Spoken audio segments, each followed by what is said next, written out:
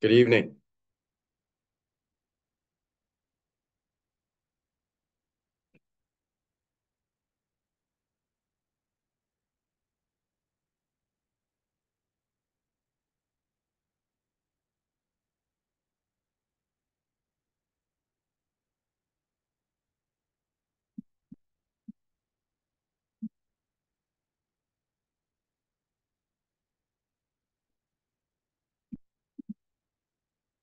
Happy Thursday to everyone.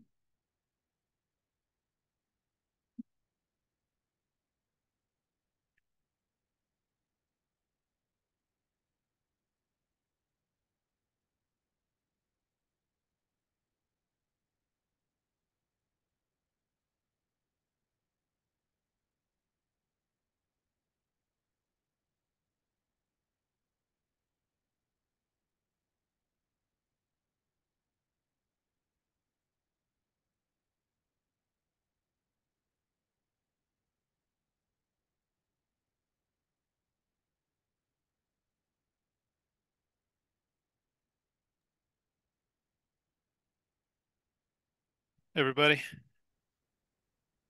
Hey, Jason, Max. how are you? Doing fine. How are you doing? Can't complain. Good.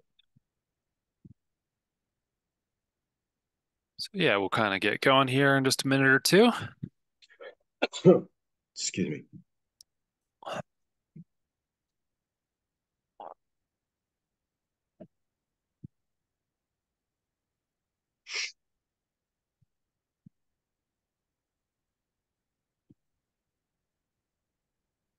Hey, Jana. Hey, David. Good evening to you both. You too, Bill.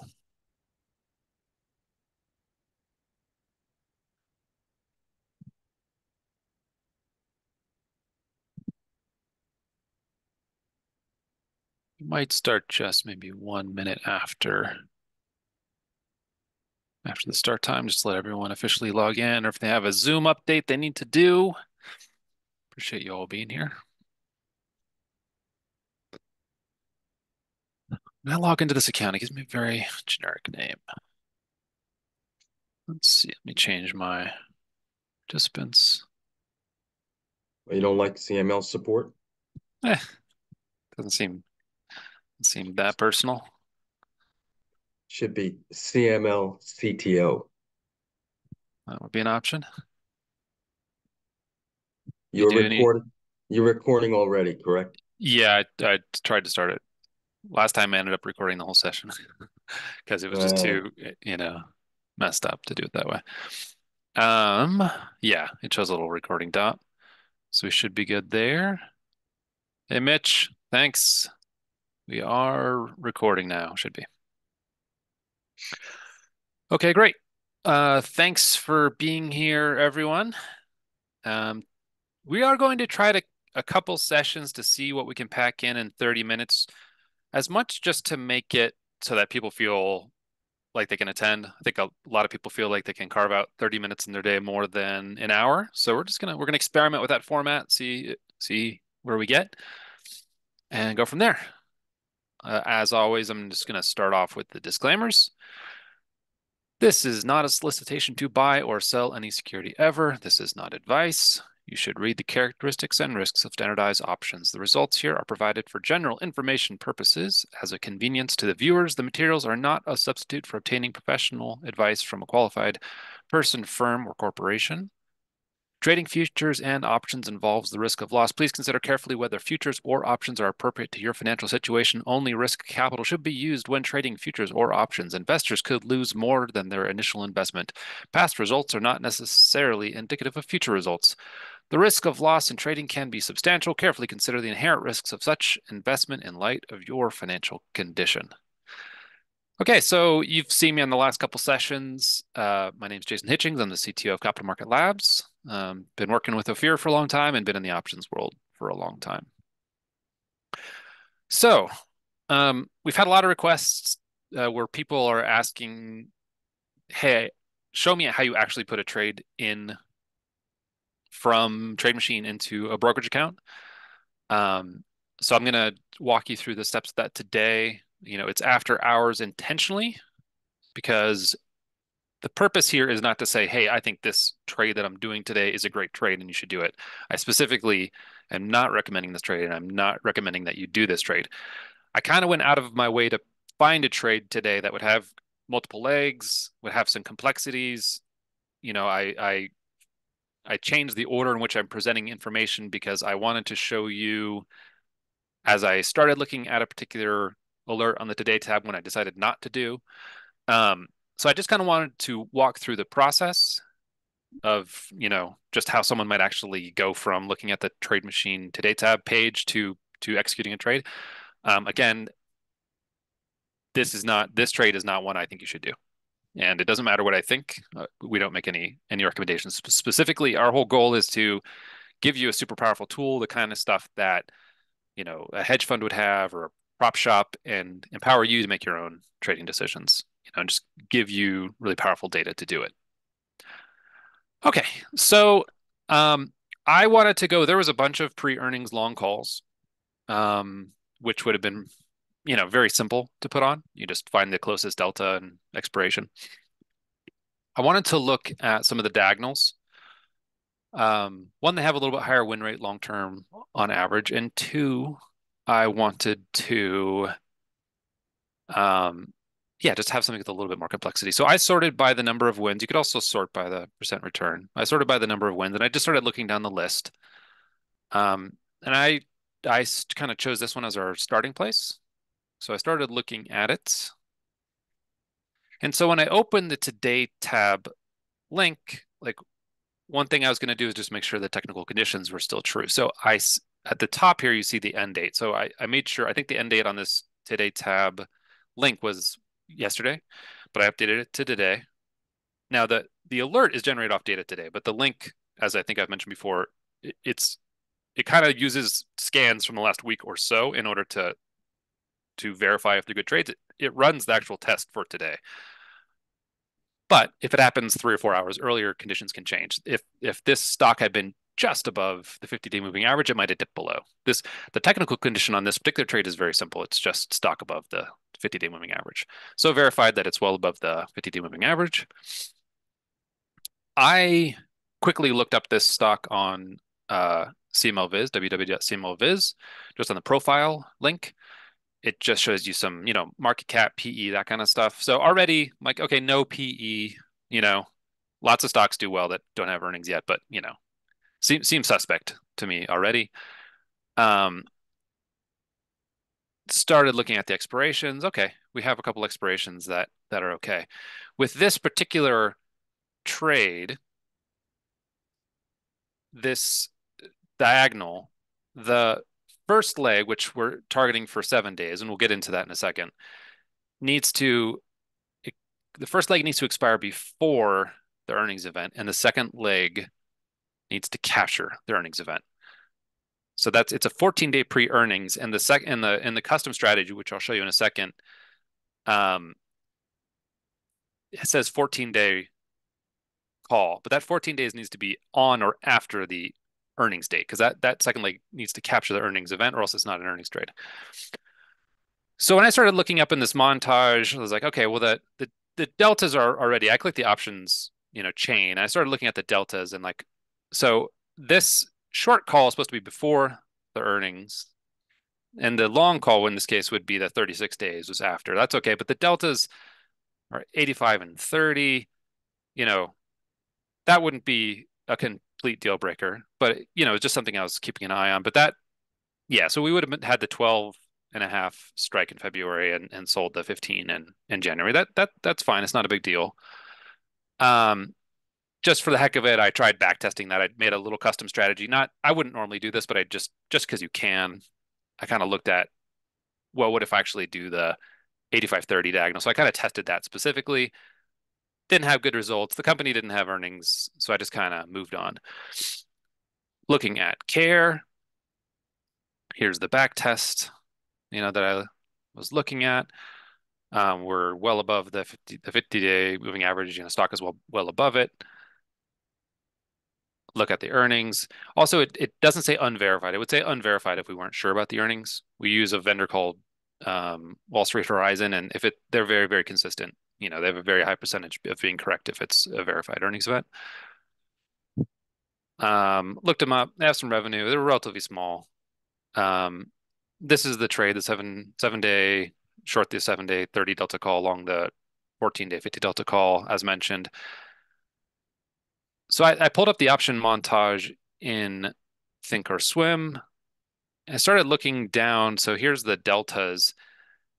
These deltas should be moving in the uniform direction. As you get further and further out of money, they should get lower and more. Already this was like a 21 delta. Then he noticed that like these are all zero bid. So zero bid at 15, zero bid at 75, zero bid at 75. So that's why this delta's out of whack. So I'm like, okay, these deltas are not clean. And I intentionally did not filter the today tab on NASDAQ 100 or NASDAQ or the S&P 500, which we call the largest 500 because we just filter by market cap. But yeah, so this isn't one I'd mess with, especially for a multi-legged strategy, zero bid all the way across. Okay, so went down the list a little bit more. And again, I like intentionally went out of my way to look at a couple examples that would be kind of real world examples where you might pass on a trade. Okay, so I see this Sherwin-Williams. I did notice that this VLO has both this diagonal have worked and also just a long haul have worked in VLO. So I thought that was interesting to take a look at if the Sherwin-Williams trade didn't work out for me. Looking at all the same stuff again, we're above the 50-day moving average. Here's my trade. I updated the date. It's verified earnings. Okay, so then I open up the montage, the options chain inside of Thinkorswim, and now I'm looking for something after earnings. Earnings is on the 25th. So here's February's after earnings. And I'm looking at something close to the 50 delta call. So looking down, this is the deltas, and this one is the closest to 50 delta. So I'd be long the 300 strike. I see the bids 850 at 880. That's, pretty tight markets, relatively speaking. And for the short, I'd be looking at like a 30 delta. So the closest to 30 delta is also the 300 strike. So that would be a more like a time spread than a diagonal. It would still probably work fine. This is going to expire before earnings. This one's going to expire. This one's going to capture the earnings event. So, in that scenario, if you had the same strike, you could backtest it. I don't think it would make a huge impact, but I wanted to be true to what the backtester actually did. And so I actually was looking at a couple trades just to show an example. So these things, they're going to sell, they're going to close the trade with the front month option. So you can see in this case, when I actually pulled up for this Sherwin-Williams trade, open 14 days before earnings. This is the 12th of January that this took place.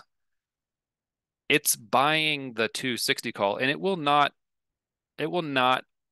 do a straight time spread. It is forcing it to be a diagonal because this short option has a lower delta than this at the money option. So even if the closest one is the same strike, if you don't set these deltas to the same delta, it will force this thing to be a diagonal because that's kind of what you asked for. You said something more out of the money. So it'll choose a higher strike because it thinks that's what you're attempting to do. I mean, in 99% of cases, that's what people are looking to do.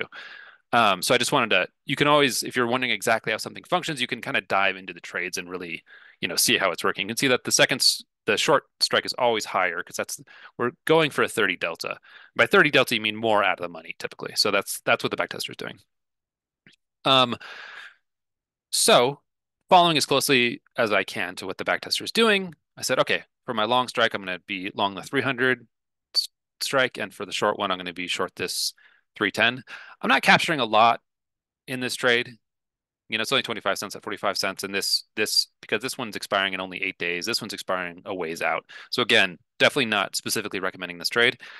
To me, to sell to sell this short option, to only capture, 35, 40 cents is a little suspect, but I just, thought I'd kind of walk through the entire process that people could have a real example.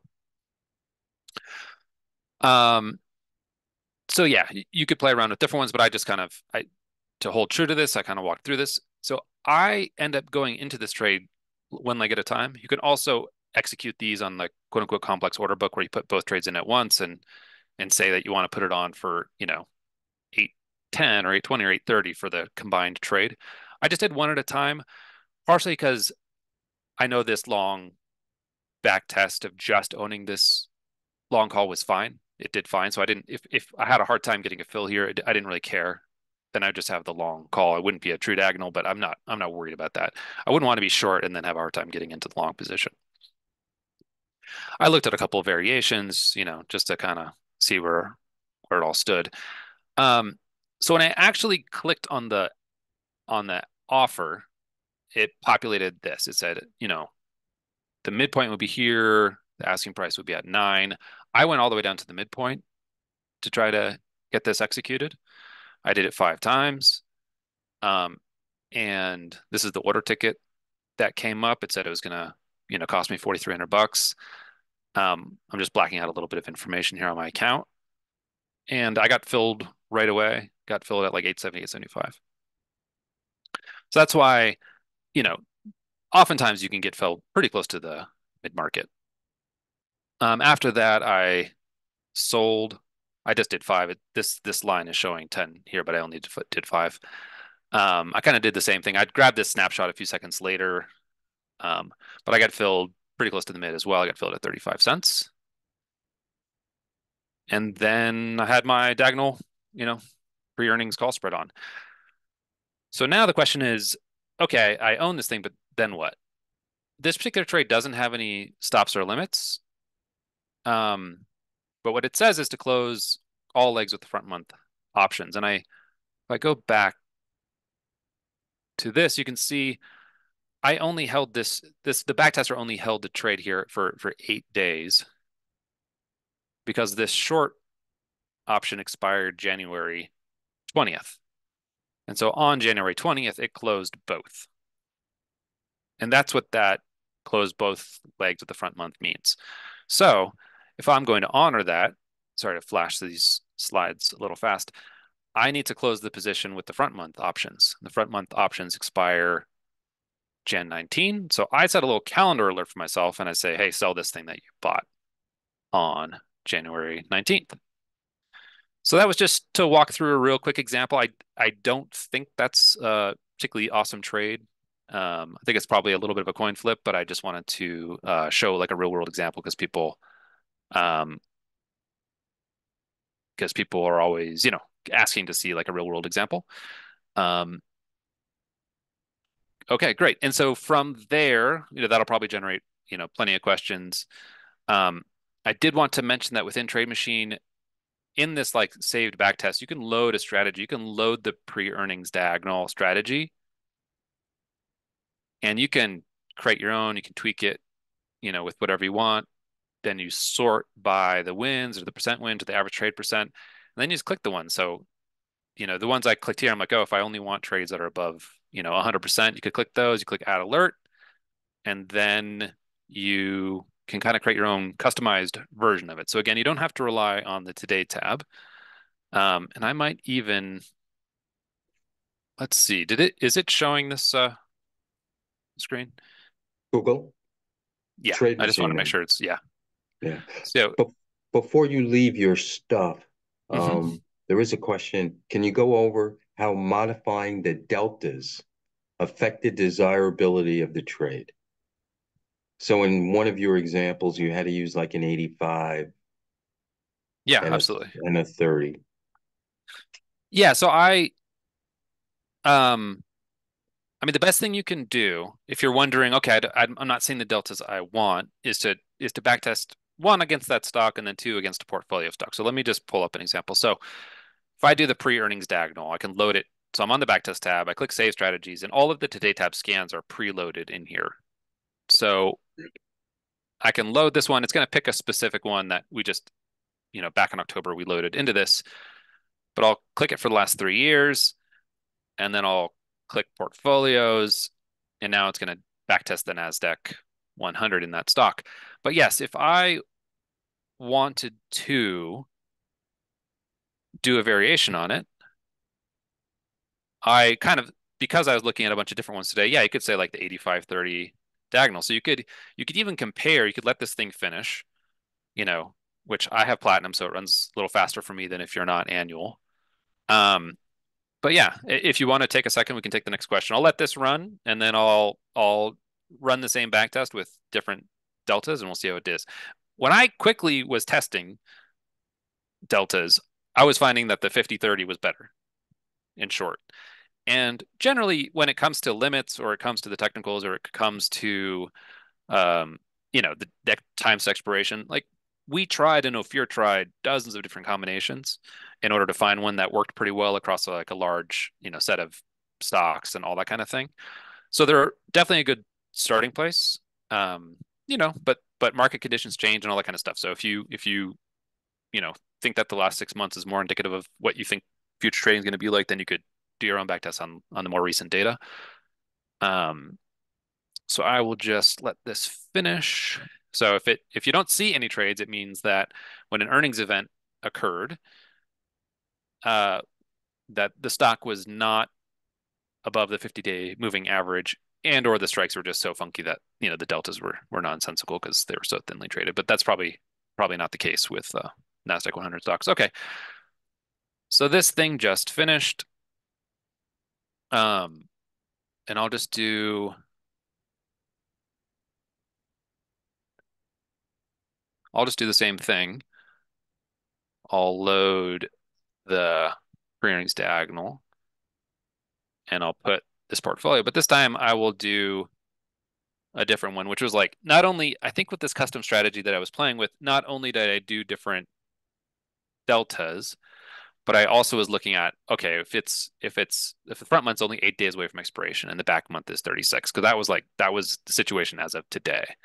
So Right. I was just kind of testing those things. So that's like, now we're starting to make it a pretty um, different back test. Yeah. Hopefully I If didn't confuse the system. Yeah, so here now it's kind of we'll start running in the background once it gets the custom strategy loaded. And then I can yeah. just come back to this in a minute and let you know how it did. Okay. Load up any kind of questions that you guys have in the chat. Um, in the meantime, I can tell you that for this trade, the 14-day long call diagonal pre-earnings, um, if I see that the underlying stock that generated the alert only has monthly expirations and they're not close, I don't spend any more time on that alert and I move on to the next one. Um, and what Jason said at the start is most important. If you're doing a pre-earnings trade, whether it's long call diagonal or long call, the earnings date must be verified. If it's not verified, I do not suggest you take the trade. I've seen too many times, and a number of people in community are going through this right now uh, with Microsoft. It had a date of January 23, but it was not verified. And they missed the discussion in community about not taking unverified earnings date trades. Well, Microsoft jumped $6 and they now have the problem that the stock is over its short strike, which can be rectified. I mean, you can take the small loss or you can move it to a call spread, close the short option and take a short in the same expiration that your long option is. But they would not have had this issue if they had waited for verified date. And Um, the other I'm sorry, Jason, the other potential problem with not having a verified date is January 23rd can go to January 30th. And now both of your options, if you took a Jan 26, Jan 19 trade, would be before the earnings date. And the whole premise of this trade is to have your long after the earnings date. So its theta decay is minimalized until the earnings are announced and you've closed the trade. Sorry, Jason. No, no, that's all great stuff. Yeah, so just showing this example, this one has done very poorly by comparison. So this has had a net negative return. If you look at, it's not only about the total return isn't the whole picture. Um, the average trade percent is actually slightly positive. This total return can get skewed by the bigger stocks like Google. You see is like, Google, Tesla. Some of these stocks are outweighing. It's kind of like having an index where certain things in the index outweigh it. So the large dollar stocks are going to kind of, distort this total return number a bit. So the average trade is still positive and it still has a 55% win rate. So it's not necessarily a terrible trade, but um, you can see here the average trade percent is 13%. So this is definitely the better version. Yeah. While you have your screen up, if we're really going to stick to a half hour, um, if the next question is, could you go over the CMC short put spread from the Today tab, I assume? Do you mean fade the dip or because fade the dip is a put spread? It just says short put spread CMC. I'll look for it as well. When I see CMC, I think it means CML. No, no, No, yeah, yeah. So for CMC, I think yeah, it's the name of the stock. yep. Okay. Well, this is the was the short put spread actually in yeah, it's on the Today tab. But anyway, this is the Oh yeah, yeah. It's the post earnings short put spread. okay. You see it all the way down at the bottom. Short earnings post. Okay, cool. All right.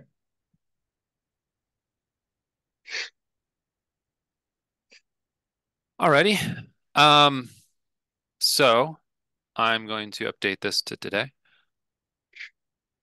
So what is it? A It's 30-day trade? days to expiration is 30 days. All right.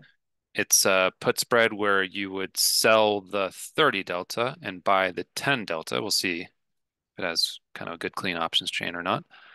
Sometimes you'll see strikes missing because we're only showing things with deltas that are we use SIBO for the live data and they compute the delta. So if you see like data missing, it's because the delta is funky. Like if the bid is underwater, it won't try to compute a delta. So if there's some strike that's like $3 in the money and the bid's at 290, then you know, uh, that's an undefined, it has a negative value. So that it won't try to compute an implied volatility and it won't try to compute a delta on that. If it doesn't have a delta, we're not showing it on this chain because this chain is about looking up days to expiration and delta. Um, but anyway, February is 36 days away from expiration. And what was that, the 30-10? Yeah, sell Yeah. the 30, buy the By the 10. same. Right. Yeah, so over here on the puts, um, so you have the put delta. Yeah, so you'd be it's a toss up between whether you'd want to use the 50 strike or the 47.50 strike, and then you'd buy this as your protection. So you'd sell one of these two and buy that as protection. 3 and 2 in the last, 3 years. So that's what's like happening in trade. You can look at custom earnings. So 2 days after the earnings event, it puts it on, and then it will close the position, basically after a month or, pretty close to when the options are going to expire. Um, and it says if the last, if the last earnings event was up 0.1%. So the last earnings event in this case was 2 days ago. So it's saying basically the concept behind this is, hey, if there was a earnings event where the stock at least didn't go down, historically, when we back tested this against a large basket, the stock was unlikely to drop significantly. And when you're selling the 30 delta and buying the 10 delta for protection, you have a little bit of room, you know, before, you start paying out. So I might choose the strike that's a little bit further away from at the money. Might have taken that kind of 21 delta version. And then, yeah, there's no, you know, stops or limits. And so, yeah, you just hold that trade if you want to honor this version for 29 days, and then you'd exit the position. So Right. that's that in short. All right. Could you show the Today tab again? Because I think this next question highlights something that you went over last time that you can easily summarize. CMCSA, 14-day pre-earning long call diagonal. Do you see it? I don't think it's there. CMCSA. Yeah. Yeah, when I searched, it didn't come up. Sorry, which trade did you say it was? Long call diagonal? Yeah, 14-day. So here, Oh, this came yeah, the up. 14 diagonal. Yeah. Yeah, this came up in community earlier today. The CMCSA alert is part of the 140 alerts webinar that Ophir did, and I put those alert. I think it was Amanda probably did the most work putting those alerts together and sending the links out for those alerts. I think it accompanied the webinar, and then people downloaded onto their own personal alerts those 140 alerts. So this person received a personal alert for CMCSA, Hmm. and it contained the following verbiage. All backtest conditions must hold until a few minutes before market close. This is early notification for convenience. The question is, if that alert triggers, does it end up on the Today tab? Not necessarily. Yeah. Yeah, the alerts in your own alerts that you set are independent of the Today tab. The Today tab is essentially a very nicely formatted like alerts history from our own alerts that we've signed up for and get generated. And then we kind of clean them up and put them here with a little bit of information about how they've performed. But you can set your own alerts that have nothing to do with the Today tab alerts, or you can click here and set Today tab alerts for whichever ones you want. In which case, this is an email version. It'll say Today tab alert, and it'll say the name of the strategy, such as fade the dip or buy the dip or something like that. Um, yeah, that notice about the early notification, it's, the backtester's placing trades at the end of the day. We started getting feedback from people saying, "Hey, I got this alert, but when I do a back test a week later, it's not there. It didn't trade. It's not it wasn't real." Um, it can happen for one of two reasons. One, the alert, like let's say the stock had to cross above a 200-day moving average. Well, it might have intraday, and then it might have come back down underneath it. So one possibility is that the conditions were true for a while and then they stopped being true. And another is that when we're sending alerts, we're assuming that you're starting the trade as of this moment and you're not in the middle of a back test. If you're in the middle of a back test, we have a 30-day holding period. It won't, just because it sent you an alert that day doesn't mean when you pull up the back test, it's going to show a trigger that day. Because if it triggered a week earlier and it already has an open position, it won't reopen a position. The the create tab does. Create tab shows a little icon there's a little arrow every single time something triggers. So it's not holding the trade. It gives you an impression of how often something triggers. So you can use the create tab for that if you want to. Um, but when you get a backtest link, there's history built into that, which is different than when you get an alert for that day. So hopefully that helps. Okay. We are past the half hour. It's not a problem for me, but I don't want to break any of the rules. We have Yeah. three Well. we have three questions in Q&A, Okay. and Let's. someone in chat is asking, can you do day trades with the TradeMachine? I believe they're talking about zero DTE, and right now you cannot. The Yeah. It's there. shortest the Yeah. shortest term is one DTE, which I have experimented with. And if you come to community, we talk about those one DTE trades every once in a while. Yeah. I mean, if you really were really dead set on doing intraday trading, yeah, you could take an alert from the previous night. You could open it in the morning and close it at the end of the day. But you're really not going to get. I mean, you could set like a 1 day. You could say on the backtest tab, you could say close after 1 day. It says after it's been open X days, then close it. So you could test closing after 1 day. So yeah, you could try to force the tool to give you some information. I personally think, it's just my opinion, you're probably better off doing that than just going off your gut. Um, but the tool is really built for holding something at least, a day or two, because it's the data that it's using for the back test is nightly. It does update the data on the backtest tab for the current stock data and all that kind of stuff. So when you load a test, it will, show the most recent like stock data and that kind of stuff. Um, but the system is built around holding, is opening and closing things at the end of the day. So obviously I'm new, but the trades you're talking about are not done actually through Trade Machine, but through your broker, correct? Yeah, you can trade through any brokerage you want to. We've had a lot of requests to start executing trades through brokerages.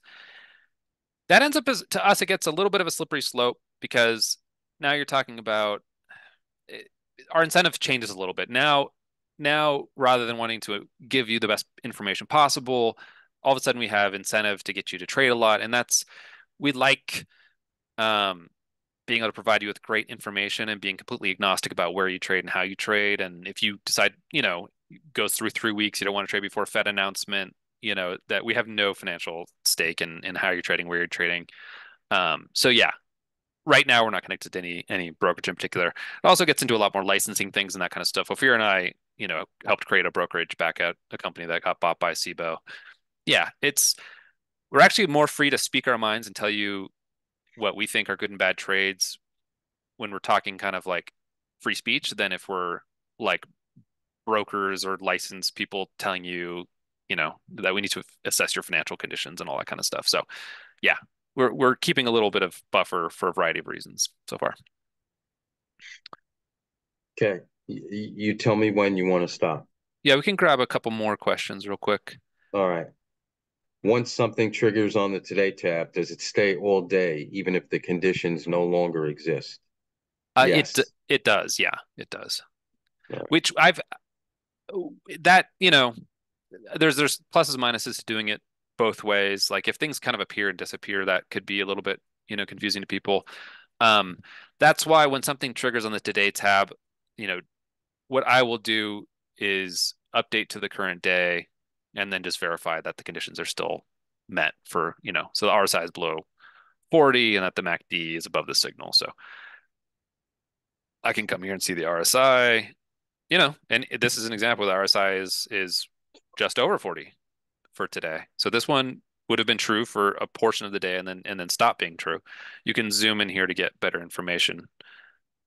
So yeah, RSI is now 40.35. Is this trade? It says the RSI is below 40. So yeah, this was true at one point in the day, and then it stopped being true as the day went on. So that's a perfect example. When something triggers, does it tell you the time it triggered? I believe it does.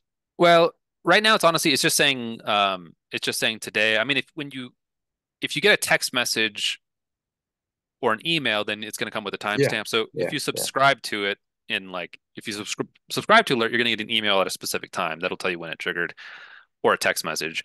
On the Today tab in the database, we have the exact time it triggered. It just gets a little more confusing. We do have a version coming up, which I'll mention. I'll maybe pull it up in a side screen. And this is the development version, so you know, we'll see if it kind of loads as expected. But um, the new environment, when you click a trade, it's going to run a quick 1 day back test and it'll kind of tell you if those conditions are still true or not. And if something doesn't populate here, then it means it's not true. So this says trigger Jan 11th, and this is the time it was tested. Now it's after hours, so it's essentially the closing mark for the day. And coming up is it's actually going to show you the current strikes according to the montage as we're seeing it. But you need to verify that with your brokerage before you actually enter the trade, but that should kind of speed up that work quite a bit. So we're gonna have this out in mid-January. So that version's coming up pretty soon. Cool. For simple buy calls, The profit limit is almost always 40%. However, looking at historical trades, the gain is much more than 40%. What is triggering the sell to close? Yeah, so in that case, if you're just buying a long call, oftentimes IBM's there. Oh, it's yeah. It still thought it was on that back test. There's a little quirk there. Um, so sorry. I have all these like technical conditions loaded and stuff. Let's see. Normal time, long call. If I don't put a comma, then it's going to run multiple deltas. So this one had saved from a previous trade, gains above 50%. So when you, just logically speaking, if you limit your gains, it means as soon as that reaches 50%, you're going to take a profit. So you're taking profits earlier in that scenario. And that means you're going to have a higher win percentage, but your average, the maximum possible win is certainly going to be capped. But this is just a random, maybe I'll put a couple tickers in here. Um, Can I take a crack at this yeah, question? definitely. Okay. So the back test has a 40% profit limit. All right. But the back test and the closing out of the trade are evaluated towards the end of the day, about 3:45 Oh, I see what you're p.m. saying. Yeah. Eastern time. So during that day, that trade could have gone up to 80% profit. So when you're looking at the history, you're going to see the evaluation at the end of the day. When you are in that trade, however, you may have a GTC trade with your broker to close it when it passes 40% profit that you've calculated when you put the trade on. So you put the trade, you buy a call for $1. 40% is $1.40. As soon as that trade is active and you have those long calls, you put a GTC, I'm going to sell this at $1.40 because the back test, the strategy calls for 40% limit on gains. Yep, that's great. I didn't read the question closely enough. That's exactly right. Yeah, so if you look in the historical trades, yeah, it's going to still use end of day data to close it. So it's going to say at the end of the day, if my profits are more than 40% exit. It's not going to assume it can exit in the middle of the day.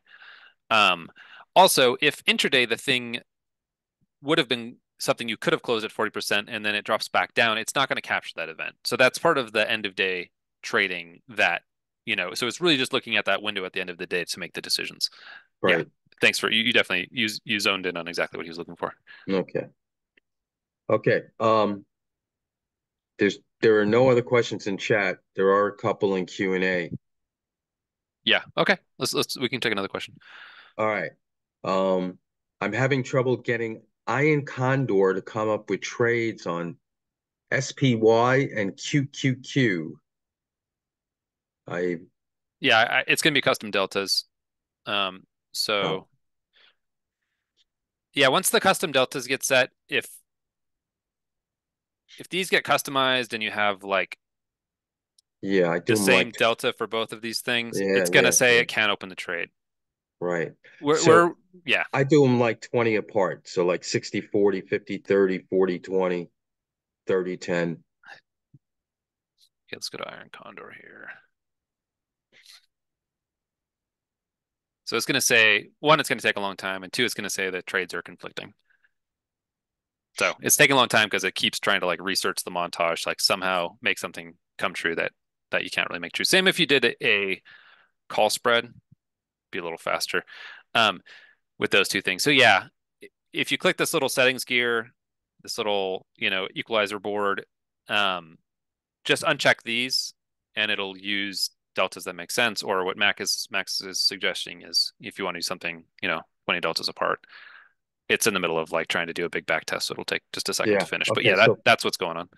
all right. You want to explain the efficiency score column in the lower section? I guess that's in the stock trading Yeah, alert. so on the today tab, the efficiency score, um, oh, you know what is happening is that yeah, we're running some scans right now after the market. That's why things are a little slow. Yeah, we kind of hammer on these machines to populate the scans at the end of the day, so things kind of slow down a bit. So sorry about that. Yeah, the efficiency score is for, on a lot of stocks, you get trades that are um, up, 3%, 2%, that kind of stuff. And so the efficiency score is it's essentially coming up with a metric of your return on risk. Um, and so if I click on one of these,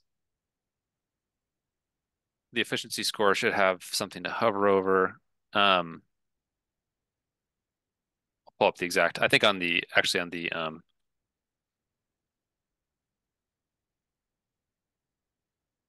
Isn't it average gain over worst loss or the total risk? Something like that. yeah, so here's this, page on it. So the efficiency score is the average trade return from each of the trades, divided by the maximum drawdown, which the drawdown is how we're looking at the risk on this sort of stock version of backtesting. Um, so generally, if your average return is better than your kind of worst case loss, so if you're trading stock and it's, you have $1,000 in your position and it goes down 10%, um, then we're saying, okay, that's kind of your drawdown is 10%. Then yeah, if your average trade return on this short term, like technical trade lasting 20 days is 12%, then you're going to have a 12 divided by 10. So you're going to have a 1.2 efficiency score. Occasionally you'll see max on the efficiency score. If the stock just goes up and to the right and you never have any losses, if you never even have a drawdown, if you never have like a mark to market loss, then it'll be infinite because there was no drawdown. So now Okay. I just did call spreads, but once I changed to the 40/20, then we see that it's getting trades again. So yeah, just check that. Just be careful about this custom Yeah. deltas. Customize both legs of your deltas, and you should be fine. Um, In terms of options flow, order flow, yeah, we currently we have access to the data. We haven't currently done anything in order to look at unusual options flow. It's pretty challenging to analyze that stuff because you don't know how it's being paired or how things are getting placed over time. So you know someone buying 10,000 calls or selling 10,000 calls, you don't know what their stock position is. They could be short or long stock, some huge fund. So it's not that there's no value in it. It's just pretty hard it's not as simple as you'd think, like looking at that order flow. So we haven't put it in there. If we are able to do some, machine learning and that kind of stuff in order to tell us that we think there's signal there, then we'll certainly look at adding it. Okay, maybe two more questions. okay. Are there guidelines for what is sufficient credit or debit to execute a trade based on the width of the strikes for a spread? So Yeah, I can tell you what I prefer. This is not trade machine rule, guidance, or preference, but Max Katz's suggestion. Um, if I'm doing a credit spread, like I'm selling a put spread, and it's uh it's $5 wide, I want to try and take a credit in for selling the 30/20 put spread that's $5 wide between the strikes for 1/3 of the width. So that would be like $1.67 in credit that I would want for a $5 wide credit spread. Um, Others in the community will go a lot lower, down to 50 cents on a $5 credit spread.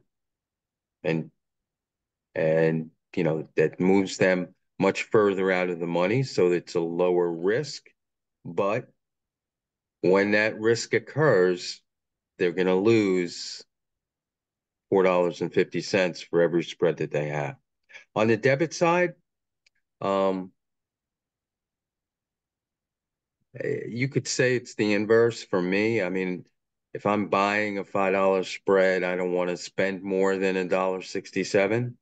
Um, Another great example came up in community today, and that was the long call diagonal in Microsoft in this case, that some people had put on.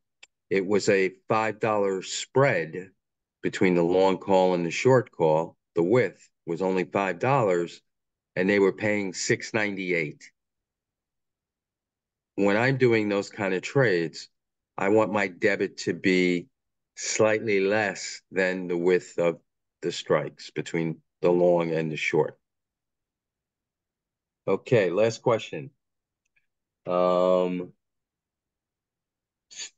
Well, uh, I was trying to respond to this. So, okay. Bill asks, do you have a setup for the time when stock is way overbought to place covered call? So one way to measure overbought is RSI. So we could say if the RSI is over 80, did you want to say sell a covered call or buy a covered call? Yeah, I think he wants to sell. He wants to sell the covered stock calls. is way over. Do you He have wants to time to sell set the up when the calls. stock is way overbought to place? It said place covered calls, but either way, Yeah, um, he's placing. He wants to sell the call against his long stock when it's overbought. oh, Is my okay. That's the Yeah. way I read it.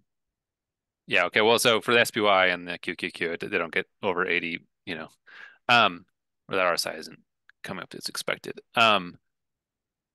Yeah, but anyway, you could set up a technical open with RSI, and then yeah, you could either go,